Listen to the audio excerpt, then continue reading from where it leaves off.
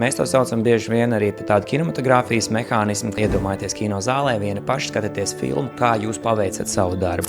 Tā var būt arī darba intervija, kurā jūs iziet pa posmiem cauri, redzot, ko jūs atbildēt uz kuriem jautājumiem, kā jūs izskatāties, kā jūsu balss skan. Vai arī jūs varat redzēt arī sevi basketbolu spēlē, izšķirīgajos metienos, izšķirīgajos mirkļos. Mēs tādā veidā ieprogrammējam savu iztēli. Un jums pat nav jābūt nekādā veidā tur ezotēriski apdāvinātiem cilvēkiem, lai domātu tagad par kaut kādiem astrāliem ķermeņiem, kuriem mēs dodam uzdevumus. Nē, tā ir vienkārši, tas ir darbs ar iztēli, kas dod mums iespēju jau realizēt to, ko mēs esam jau paredzējuši savā domāšanā. Un tas ir viens no tādiem zinātniski pierādītiem mehānismiem, ar kuriem ir jāstrādā.